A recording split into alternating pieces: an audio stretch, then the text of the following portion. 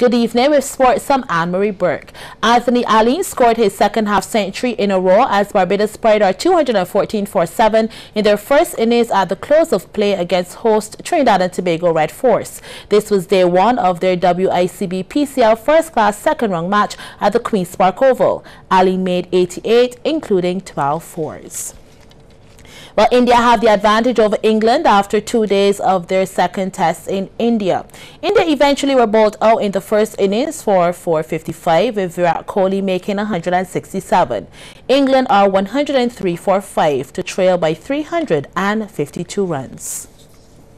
Well, Springer Memorial have retained their title in the Barbados Secondary Schools Under-19 Netball League. Playing at the Netball Stadium yesterday, the Government Hill Ladies defeated Queen's College in the final. CBC's Mark Seal reports. Now, after losing in the group stages to Springer, Queen's College were seeking revenge.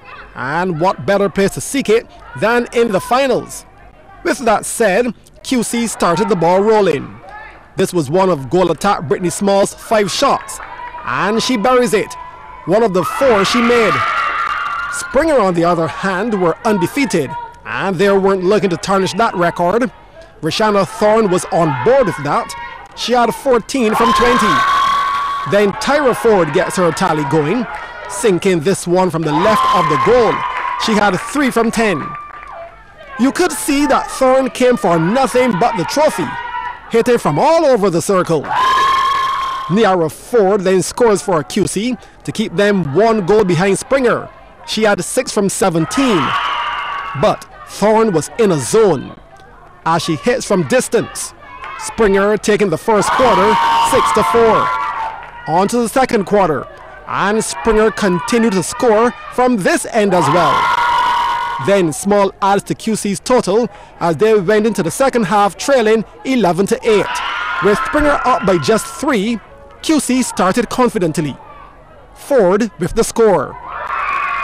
Then Small with the 1-2 to get into position and take her shot.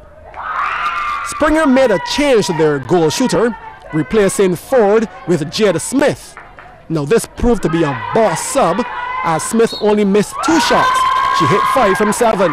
QC also made a sub, Kaylin Shockness replacing the Ford on her team, Niara, at goal shoot. And this switch also worked out well. Shockness scores with her first shot and made 6 from 8 overall. Smith justified her coach's confidence in her, scoring 71% of her attempts. Tick for tat, goal shooter against goal shooter. Shockness this time. Then Small with the effective turn and shoot. However, Springer were still up by 3, 18-15, heading into the final quarter. Now in the fourth, Thorne took even more control. First, scoring. Then facilitating Smith for another goal as Springer doubles up their margin from 3-6. Now Thorne mixes defense and offense all in one play, allowing Smith to finish off the game 22-16. Springer, the champions once again in the secondary schools under-19 netball competition. Rashana Thorne was the MVP. Now in the third place playoff, Christchurch Foundation took the third spot, outplaying Leicester Vaughan to the tune of a 10-goal margin, 22-12. Mark Seal, CBC Sports. St. Leonard's boys thrashed Harrison College B by 55 points in the Mass United Insurance Senior Basketball League, played at Richmond Gap. CBC's Mark Seal again reports. At the beginning of the third quarter, the score was St. Leonard's 35, Harrison College B 8, and Ronnie Hurley's layup extends that lead. St. Leonard's kept pressing on as Andrick O'Neill attempts a 3-pointer. He fails, but recovers to put back 2 more for his team. Seconds later, Winslow Roberts with another attempted 3. This time, he executes. Despite the deficit, the young Harazonians showcased their potential for coming seasons with this fancy finish. However, St. Leonard's were wasting no time with their cake. Hurley with a steal and a quick finish. But he wasn't done yet.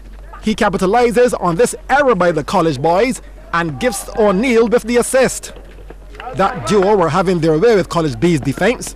Hurley again with a bounce pass to O'Neill as he makes good another 2 of his 17. St. Leonard's now with the steal as Hurley converts. He had a game-high 36 points. St. Leonard's went on to take the game 74-19, destroying the college boys by 55 points at home. Mark Seal, Cbc Sports. And thanks, Mark. In tonight's Sporting Night series produced by Melissa Farley, we feature Sir Clyde Walcott. I could never give more to cricket than cricket has given to me. Stay them to Walcott. That goes down the long leg.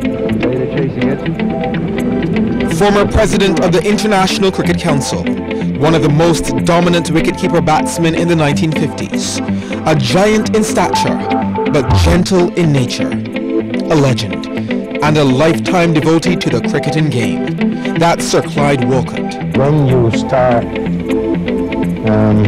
at the bottom as a player, and you move to the top as a player, or relatively to the top as a player, and then you go into administration, and you reach the top in administration, I mean, there is no place else for me to go in administration. So I could only talk and write about it. He was 1/3 of the most storied threesome in cricket.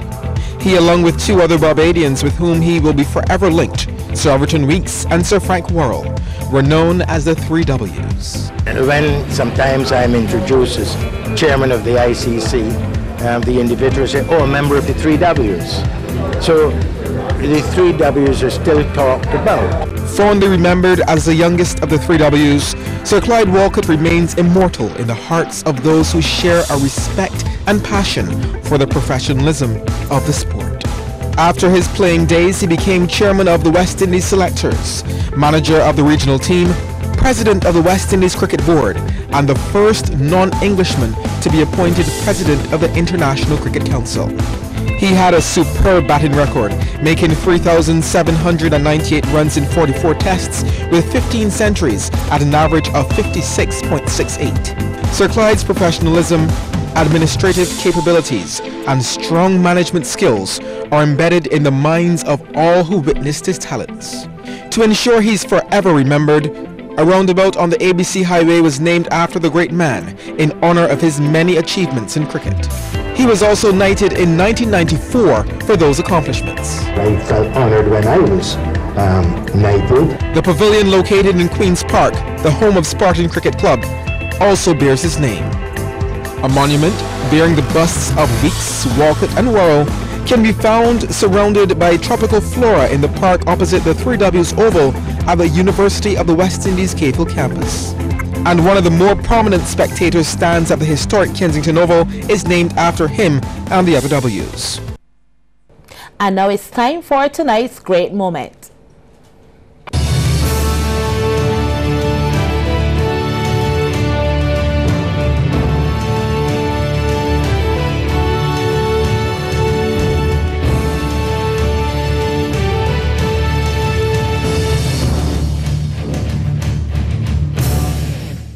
August 2010, Barbados pulled off another first in the region, being awarded the IBA Women's World Boxing Championship.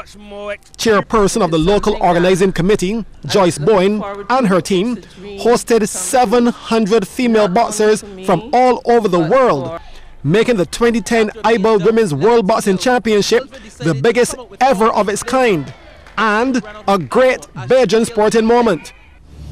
June 2015, Barbados female surfing sensation Chelsea Tuack rode the waves to a 4th place finish at the ISO World Surfing Championships in Nicaragua.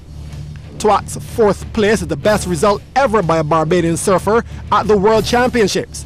Then in December in the same 2015, Chelsea again made history, not only for Barbados, but for the region. She won the Eastern Surf Magazine Award as the best surfer for 2015 at the annual SME Awards. Chelsea Tuack was the first female surfer from any country to be given this honor in the history of the awards, making that another great Bajan sporting moment.